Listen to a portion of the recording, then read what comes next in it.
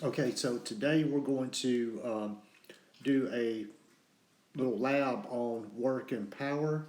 But first, before we go over the instructions for that, we're going to review what we talked about in this unit. All right, so we talked about a concept called work.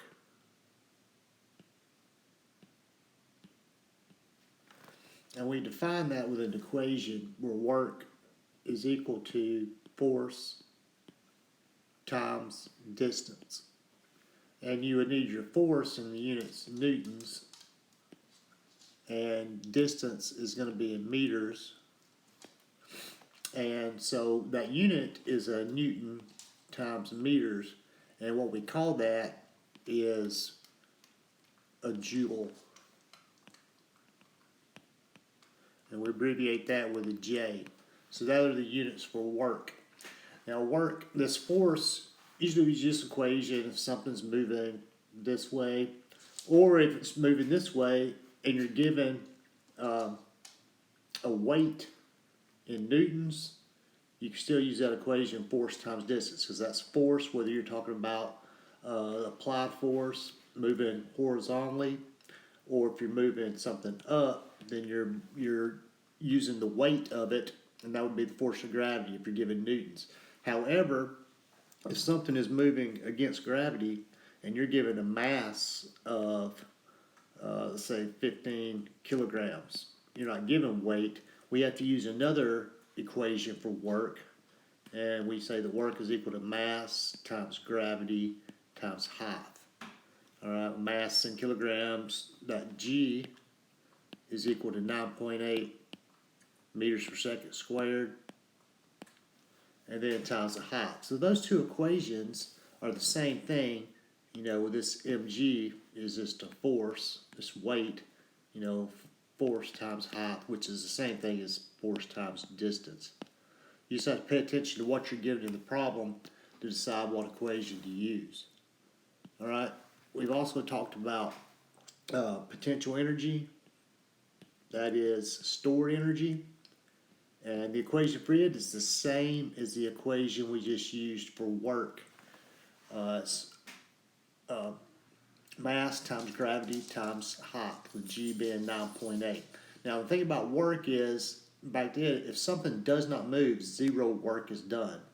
But potential energy, something has potential energy even if, when it's not moving, because it's stored energy. Work is the only one that where you can have 0 joules of work if nothing moves, if you put a force on something. Now, kinetic energy is energy of motion, and the equation we use for it is 1/2 times mass times velocity squared, where your mass is in kilograms, your velocity is in meters per second. Right? The last thing we talked about is power, and that is the rate at which work is done, the rate of doing work. And power, we use a P for that, is equal to work divided by time, where work is in joules, time is in seconds, so the units are joules per second, but we call that unit a watt. And we abbreviate that with a W. Now, the equation for work, sometimes we're not given work, we're given other information in these types of problems, solving for power. And if we're not given work, we might be given a mass and a height. We can plug in, remember, work is equal to F times D. So for work, we can plug in FD right here over time, and that's another power equation. Also, work is equal to MGH, so we can plug that in for the W and have MGH over time. And we could solve for power that way. It just depends on what the problem gives us, which equation we use. There's one last equation for power, and it is force times velocity. And you can only use that if there's constant velocity.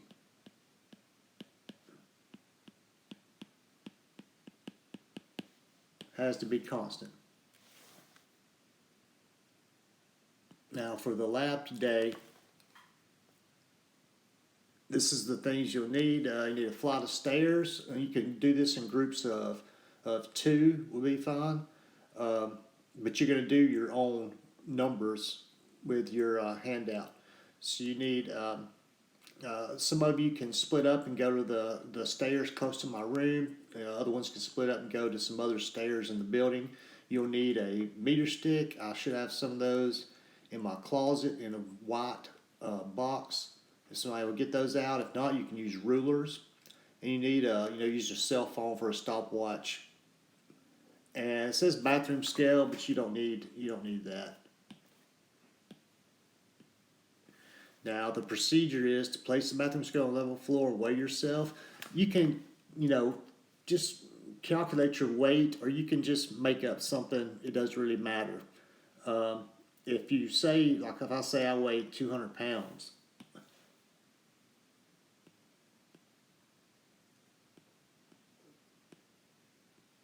to find my mass is what I need. 1 kilogram equals 2.2 pounds. I would want to divide by 2.2. So you take your weight. If mine was 200, I would take 200 divided by 2.2. That would be my mass. So calculate your mass from your weight or some weight that you want to use. You're going to calculate, that's what it says in number 2, calculate your metric weight, which has units of newtons. So once you find your mass, you want to multiply it by 9.81 to get your weight. Remember, weight is equal to mass times gravity, or Fg is weight. Fg is equal to m times g. Then you want to measure the height of a single step in centimeters and record it on your data sheet. Now convert the height to meters. When you find the height of one step, and let's just say that it is 15 centimeters. And then you want to convert it to meters. Remember, King Henry died by drinking chocolate milk. You'd want to move your decimal places 2 places over from the right, so that would be 0.15 meters. Number 4 is count the number of steps and multiply this number by the height of a single step to get the total height of the stairway. Record the height on your data sheet. So let's say that there were 20 steps. I would just take 0.15, if that was how much it was, meters. Use whatever number you get, and I'd multiply that by 20. This is just an example. Start at the bottom of the stairs or ramp, climb to the top of the stairs. Have the other students start the stopwatch when you begin to climb the stairs and stop the stopwatch when you reach the top of the stairs. Record the time in seconds on your data sheet. All right, your data sheet, it has for all this for you to write down this stuff.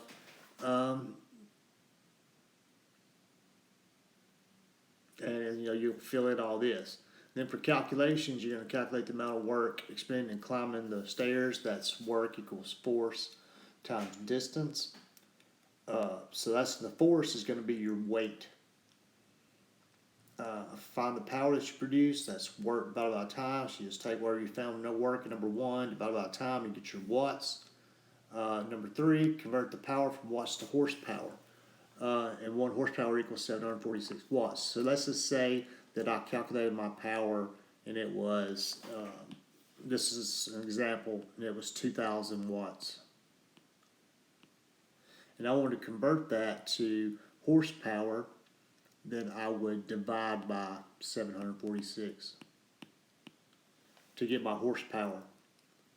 And then you're going to answer these questions at the bottom. And once you're finished with this lab, you will need to turn that in class.